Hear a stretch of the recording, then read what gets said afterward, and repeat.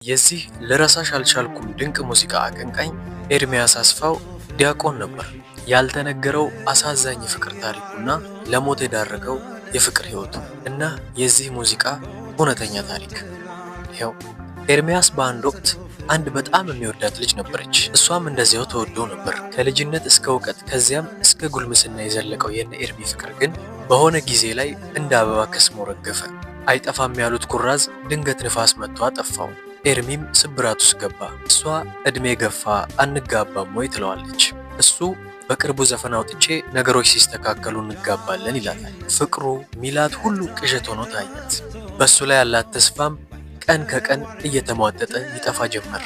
እናም እሷ ሁሉን አሰበችና አንዳች ወሰነች። ሌላ እድል ከመጣ አላሳልፍም አለች። በዚያውም ወቅት ሌላ ሰው በድንገት አገባች። ታዲያ ያቺ ቀን ለኤርሚያስ ከባድ የልብ ስብራት ውስጥ ሰነቀረው። ህመሙን ችሎ ትዝታውን ፍቆ ለማጥፋት ሞከረ፣ ከበደው። ያ ሰዎችን ሱስ ውስጥ እንዳይገቡ የሚመክረው ሰው እሱም አንድ ሁለት እያለ ዘለቀበት። ኤርሚ መጠጥ ጀመረ። ታዲያ ነገሩ የመጣው እዚህ ጋር ጊዜው ፍቅሩን ከነጠቀው ጊዜ ብዙም አልራቀም። በሰዎች አማካኝነት የሙዚቃ ፕሮዲውሰሮችን አገኘ። ያኔ ኤርሚ በለዘበው ደስታ ህልሙ እውን የሆነ መሰለው። እናም ወደ አዲስ አበባ በመሄድ ምሽት ክለቦች ውስጥ ሙዚቃ መስራት ጀመረ። አቅሙም የዋዛ የሚባል አልነበረም። ቀጥሎም የአልበም ስራ ጀመረ።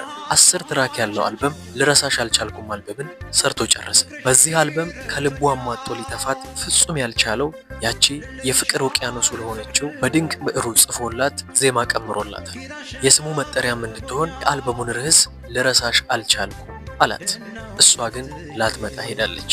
ታዲያ በመጨረሻም ይህን አልበም ሰርቶ ሲያወጣ ኤርሚ ህመሙ በአንድ በኩል ሊቃና ቢመስለውም ያላሰበው ከባድ ነገር ገጠመው። ህይወት እስከ ወዲያኛው ለኤርሚያስ ዘመመች ጠመመች።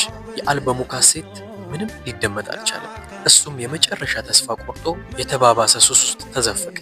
ካሴቱን ሰብስቦ ሽንት ቤት ከተታቸው።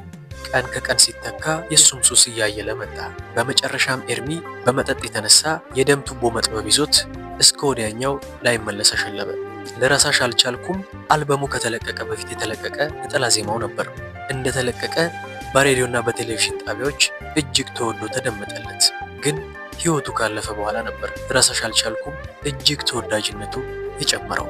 ኤርሚያስ አስፋው ለሰጠህን የጥበብ ስራ እጅግ እናመሰግናለን። ነፍስ ይማር።